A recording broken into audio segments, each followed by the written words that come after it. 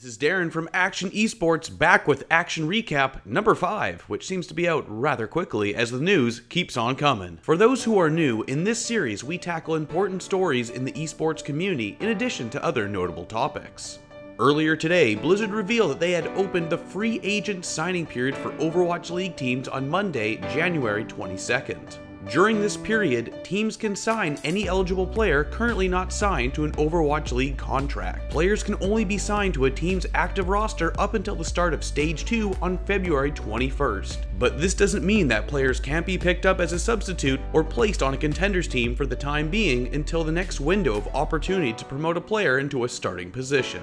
Teams struggling at the bottom of the standings after 3 weeks of play are looking to make the most of this period to bring on some new talent. For the Florida Mayhem, this is something that they've been keeping an eye on and have the greatest signing potential. The smallest roster in the league, the Mayhem can sign up to 6 new players, allowing them to add some more strategic flexibility to their roster. We are happy with our core, but we'd like to add some depth in multiple positions, both as insurance for when a player gets ill and to create some healthy competition, said Mayhem head coach Ventus Mineral Lateus. Everyone is also anticipating a pretty drastic meta shift going into Stage 2, with changes to Mercy. It's important for us to stay ahead of the curve and ensure that we're optimally equipped to play any composition imaginable, without having the dilute hero pools of the players we already have. As for the Shanghai Dragons, who've been struggling to claw out from the bottom of the standings, team manager Yang Van stated in the announcement, "We've been assessing candidates globally in a meticulous manner. According to the management team's roster strengthening plan for the transfer window, we are making good progress on contract negotiation, and further news will be shared as soon as possible." This statement indirectly confirms our previous report in which we revealed via sources close to players who have been already approached by the Dragons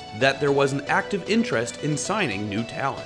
One player in particular that is potentially on the Dragons' radar is the ex-Rox Orcus player, Geguri, who could join the Shanghai Contender squad among others. It remains to be seen if this rumor regarding Geguri holds true, but we'll keep you updated in the coming weeks. Starting February 11th, the day after the end of Stage 1, the player trading window will open, allowing teams to exchange talent with interested parties during the season as they see fit.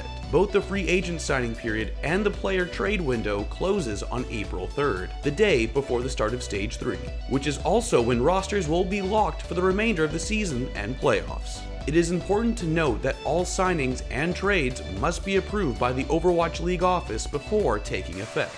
In other news, 2 new companies have entered the Overwatch esports scene as official partners of the league, both T-Mobile and Sour Patch Kids. Yes, the mouth-puckering candy that would give our dentists a nightmare have joined the likes of Toyota, HP, and Intel, signing multiple-year deals with Blizzard Entertainment. The 2 companies both provide products and services that cater towards the esports youth demographic ranging from 12 to 35 years old. With over 10 million viewers after week 1 of the Overwatch League and a steady stream of viewers still tuning in, we can expect more companies partnering with Blizzard in the coming months. A new developer update video also came out this week with Jeff Kaplan touching on popular community topics. I'll leave the link in the description below if you haven't seen it yet, but here's a quick TLDW. Incidents of abuse chat are 17% down since the report changes. Blizzard now has a program to proactively seek out social media like YouTube and track down toxic accounts. If the Mercy nerfs are too much, the dev team will help her. Jeff and his team are heavily looking into Hanzo and his scatter arrow. They have not yet decided how they can adjust the scatter arrow, or if they will give Hanzo a new ability altogether. The Overwatch team doesn't think Mei is in a horrible place in the meta, but they will try to ensure that she stays competitive. They also don't believe Symmetra needs major buffs, but she was designed to be situational, so they may help her as well. Otherwise, that's all for this installment of Action Recap. If you enjoyed the video, consider subscribing by clicking the action icon, or check out some of our other videos. If you have something to say and want to join in on the conversation, consider checking out our Discord server. We would also like to extend our thanks to you, the viewers, for the support that Action Recap has seen. We never thought that episode 5 would be out already within a week of starting the series. So thank you for the continued support, and we hope to create more informative content in the future. Otherwise, this has been Darren from Akshon Esports. See you in the next one.